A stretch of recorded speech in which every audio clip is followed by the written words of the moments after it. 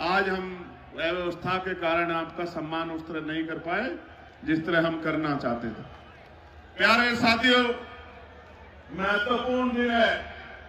आगरा की पहचान दुनिया भर में ताजमहल से है, ये बात सच। लेकिन हमारे लिए आगरा की पहचान भीम नगरी से है, ये नहीं। बताओ है या नहीं है? 1956 में चले गए बाबा साहब और 57 में पहली बार यहां शोभा यात्रा निकली। ये आगरा का बल है, ये आगरा की शक्ति है, आगरा का कमिटमेंट। फिर 1978 में आसपास के क्षेत्र के लोगों ने इसी आगरा में 300 से ज्यादा झांकी निकाल के ये बताने का काम किया कि बाबा साहब के सच्चे अनुयायी बाबा साहब को जाने के बाद जाने नहीं देंगे, उनके विचारों का प्रचार प्रसार करते रहेंगे। और फिर 1996 से लेकर आज का दिन इस मंच पे बड़े बड़े प्रधानमंत्री, राष्ट्रपति, मुख्यमंत्री, उप मुख्यमंत्री, अधिकारी, कर्मचारी, बड़े बड़े मुख्य अतिथि आए और हर साल ये इसी तरह से आगे बढ़ता रहा।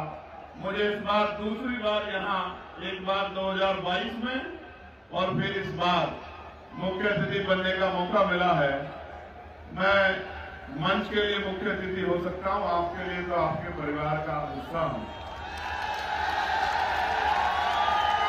मेरी इतनी सी पहचान है, कुछ से छोटा हूं, कुछ से बड़ा हूं, लेकिन जिसको जरूरत पड़ेगी जब बिना इन्विटेशन के उसके साथ खड़ा हूं, इस बात को आपको बताने के लिए। प्यारे साथियों, देश भर में बाबा साहब अम्बेडकर की जयंती मन रही। मैं मानता हूं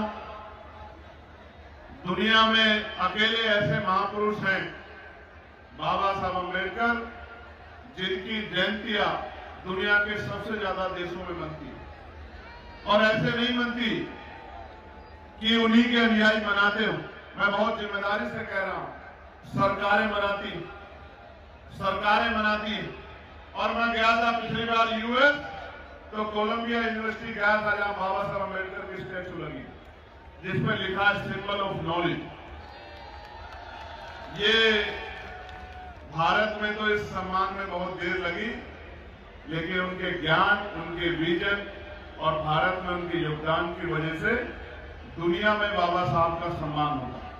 लेकिन मेरे प्यारे साथियों, मैं 2 दिन पहले किताब पढ़ रहा था।